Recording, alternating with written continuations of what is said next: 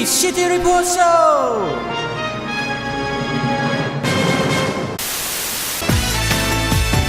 Yo, what's happening, Wastemans? This is DiGi reporting for Space Channel 5. Aliens have quantum leaped me into a time paradox, and now we have to watch crappy footage of me from 2005 dancing to House of Pain.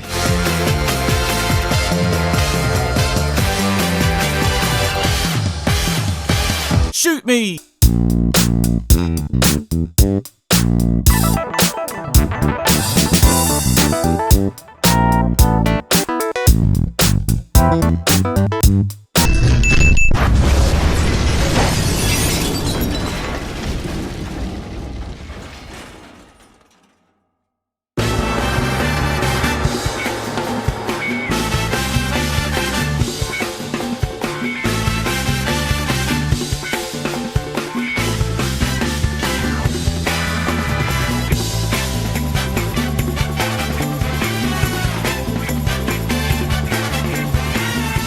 Have you ever tried to host a show before?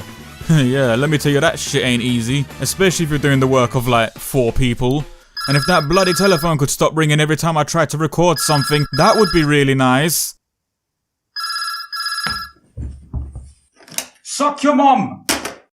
But it seems some of us entertainers have to hustle just a little bit harder than our job titles would have you believe. Take for instance Ulala here, the lead protagonist from the Space Channel 5 video game series. Set in a distant future, Ulala's line of work places her in the role of an on-the-scene news reporter, and such a career would be straightforward if not for also involving her to shake one's arse in time with catchy music, rescue hostages that had been kidnapped by aliens, engage said aliens in armed combat, before going on to save the entire galaxy from some kind of doom or another. But that's what Space Channel 5 is all about. Broadcast the news, dance off against the bad guys to save innocent lives, and make sure you're looking fabulous while you do it, darling.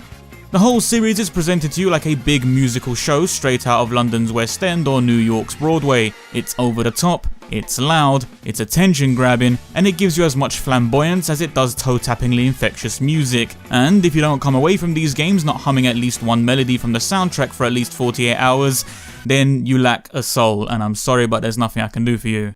And neither can Shang Tsung, and he's got a lot of soul. I mean, I once saw him playing saxophone on a beach while the sun was setting. I'm getting sidetracked, let's talk about Ulala. You should probably expect spoilers. The first Space Channel game sets things up pretty neatly yet somewhat promptly, ain't no beating around the bush here. As a young girl, Ulala was saved from a spacecraft disaster by a reporter from the news station Space Channel 5. When she grew older, Ulala followed in the footsteps of her hero and joined the TV channel herself. One day she has to do a live news broadcast from a spaceport that has been overrun by aliens. During her broadcast, Ulala has to save hostages by engaging in dance-offs with the aliens. Every time she successfully rescues hostages, they tack onto the end of her dance troupe and swag walk behind her like some retro funk parade. Occasionally, she will rescue some high-profile people, ranging from spaceship captains and divas to Michael Jackson. Yeah, Michael freaking Jackson.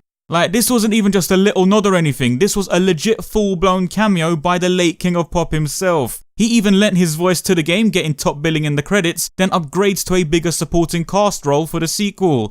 My man. During her impromptu rescue missions, Ulala discovers that the aliens who are kidnapping all these people have actually been brainwashed themselves, and through some minor investigating, she learns that the source of the trouble leads back to a signal being transmitted out from Space Channel 5 HQ. As it turns out, the person responsible for staging all these invasions in the first place was none other than Blank, the head chief of Space Channel 5. Reason? Because he wanted to create a galactic crisis that would be big enough to make major headlines, then sent his own reporters in to report on it as a means to boost his own channel's ratings. Alright, firstly, great plan, you conniving moron, but how are you going to bait yourself out like that by transmitting directly from Space Channel 5, huh? You effed your own plan because you were too lazy to move to a secluded location, you stupid shit. In a climatic face-off, Blank cuts the audio feed and Ulala can no longer hear the music, rendering her unable to dance. That's when all the people she saved up to that point start an a cappella beat to give Ulala a clear rhythm to follow, and the final dance battle commences. Down, down, shoot! Down, down, shoot! Right, left, shoot! Right, left, shoot! Left, right, shoot! Left, right, shoot! Up, shoot, shoot! Up, shoot, shoot! In epic proportions, the entire galaxy lines up to kick Blank up his corrupt bumhole. With Blank defeated, our boy Space Michael is given the position of Chief Director, and it becomes his goal to steer the channel towards a bright future filled with truth and success. It's during Space Channel 5 Part 2 that we see the channel back up to top standing. Ulala is on the scene reporting from another hostage incident, this time at the hands of the Rhythm Rogues, and their leader Purge. And what are Purge's motives? He just wants everybody to dance. Yeah. I mean, he causes a lot of drama and likely had a whole bunch of people killed in the process, but his ultimate goal in the whole thing was that he wanted people to dance for him. Forever. Like puppets. Yeah, actually that does sound pretty sinister, doesn't it? A bit zany, but definitely not a good thing. So Ulala and the entire galaxy line up to kick Purge's ass in the same way they did Blank's, and that's a wrap. Now let's march to the end of the galaxy. 'Cause why not? Visual design. The entire style for Space Channel 5 as a series follows this retro future pop funk theme. Comparable to futuristic ideas from the 1960s era, items, objects and clothing are all brightly presented with minimal detail and take on a very abstract children's toy feel. A laser gun, for example, has the bare basic elements that a representation of a laser gun could encompass, and yet you know exactly what it is meant to be. These days, when people envision the future, a more radical and detailed existence tends to get brought forward. You don't see too many games opting for a design that depicts the distant future through a 1960s lens. This approach to design worked in favour for Space Channel 5 because it completely stuck out visually, and that gave the series its own little spot to shine in. That also goes for Ulala herself, who, whilst not having a new game in well over 10 years, still looks presentable because her design is a throwback to a fictional futuristic idea. It's a design that likely won't ever suffer from looking dated. Ulala's outfit consists of an incredibly high-cut crop top. I mean, any higher and we're gonna start seeing some underboob, yeah? Yeah, which wouldn't be a bad thing. Of course I would say that. Ayy. The top itself comes with a round cone-shaped collar, a design feature that is not seen in normal clothing, and it represents the retro future look very nicely. The top is also sleeveless, allowing some skin from her upper arm to show before meeting another burst of orange on her gloves. Further down her body we reach her skirt, which angles outwardly in a clean circle around her upper thigh. The shape of the skirt seems to work in unison with the crop top's collar to give Ulala's outfit a vague hourglass appearance. The size of these garments allow Ulala's body to move freely without restraint during her dancing scenes. Her limbs have ample room to move and sway with the music, letting us clearly see which direction she's angling her body in.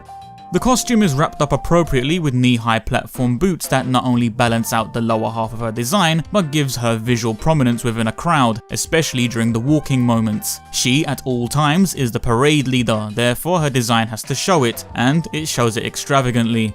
The outfit also has numerous accessories, most of which are items that Ulala uses during a broadcast. What I like about these items is how they give her costume some subtle balancing points. The jetpack and its dark blue hue accompanies the head of her microphone, so when Ulala holds the mic up to her face, the items work together to anchor some heavier tones to the front and back of her top half.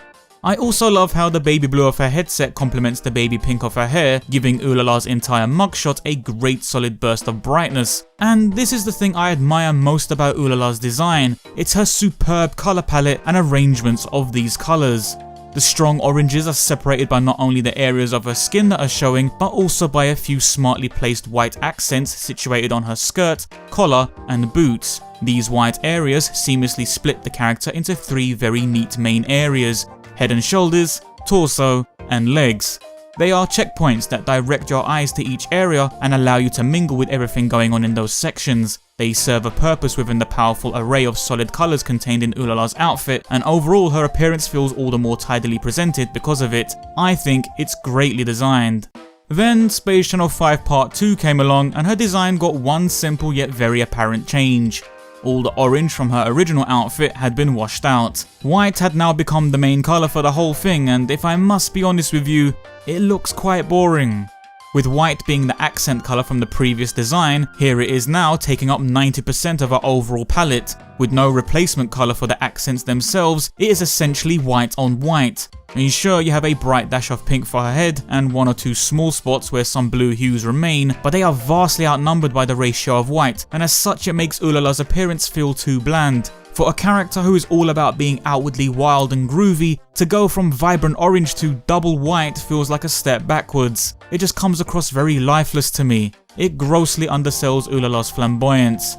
During the game, the outfit can be changed and our old orange uniform is available, which is nice, and I'm thankful they at least included that as an option, but otherwise, if I have to choose a default look for her, my preferences lead me to the first design.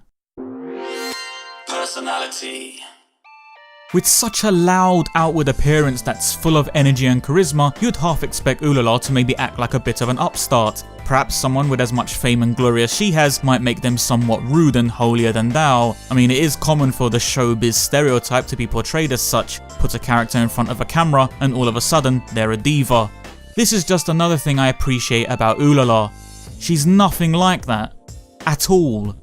She might move like a diva, and coupled with her body language and visual design she might also appear like one, but oddly enough she doesn't have the personality of that character type. She's actually quite polite to those around her, even choosing her words carefully towards her enemies and never overextending any threats that might begin to sound like boasts. There's not one moment across both games where Ulala displays any sort of arrogance. I mean, sure, there's one line towards the end of part 2 where she proclaims nobody can beat her at dancing, but fuck it man, she's right.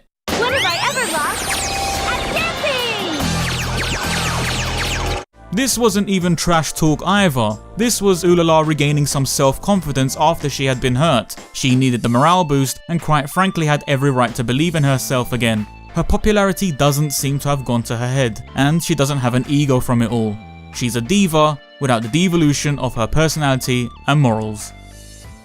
Look, tentacles! Can you handle it, Ulala? Oh, not there. Ayy. Importance. Ulala has saved the galaxy twice. Naturally, that kind of achievement will place anybody high on the importance list within their own universe, but for a character like her, it doesn't even really stop at just being a hero. Heroes come and go. Sometimes a hero just happens to be the right person in the right place at the right time. It's not like it's a career for them, and unless you are a superhero where it is your job to actively save lives and be at the forefront of your universe's attention time and time again, the relevance of a hero and their time in the spotlight can vary. You might be the person that saves the day today, but someone else might come along and save the day tomorrow.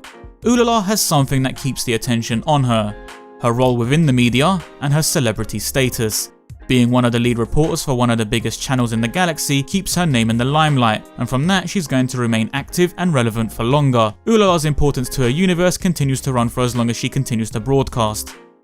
Ulala has also shown importance to a few supporting cast members, two of which I'm going to speak about here. The first is Jaguar, a broadcaster for a pirate channel. His role during the first game was a simple one: to uncover the truth about the galactic invasions. While he might have been positioned in the role of an enemy, he was more of an anti-hero. He and Ulala were both fighting for the same cause, though his angle on it was a bit more direct and forceful. I highlight Jaguar because of his connection to Ulala. He was the reporter from Space Channel 5 that saved her when she was a child. It was his actions that led Ulala down the path she walks now. Jaguar left Space Channel 5 after he felt the corruption taking over the station at the hands of Blank. He turned to pirate broadcasting as a means to report the truth without censorship.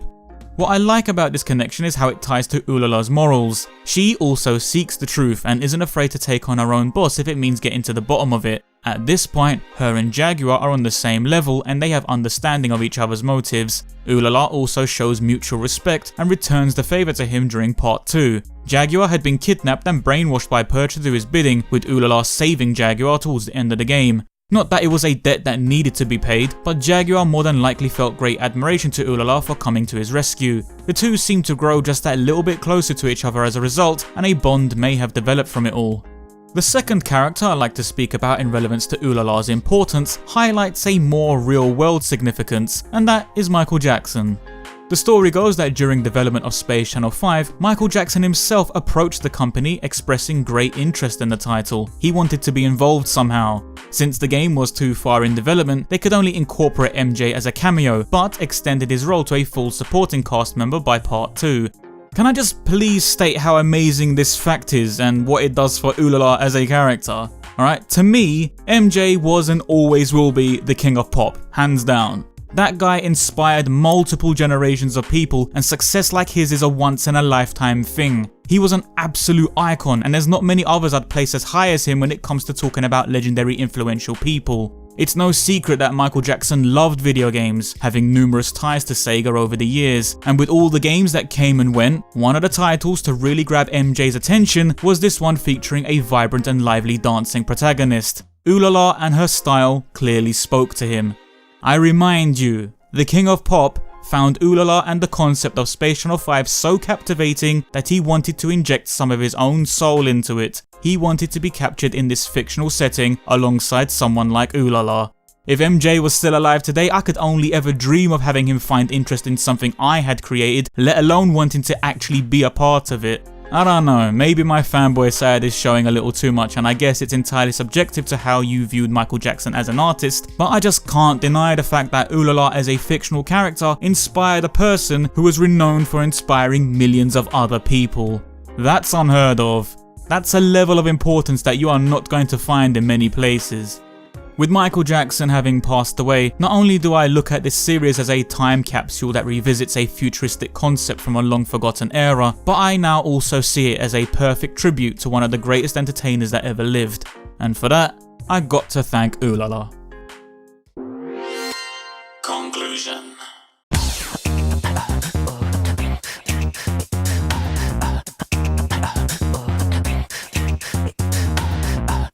Ulala is the ideal protagonist for a series like this, and she nailed the style so perfectly that it might be why no other character or series has come close to replicating what she gave us, at least not in such an extravagant way anyway.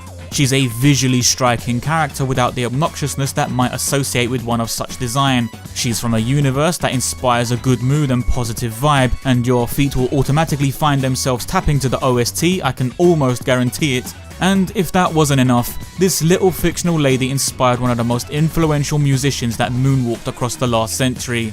That is a solid list of accomplishments, and every achievement is well earned, whether her series is currently active or not.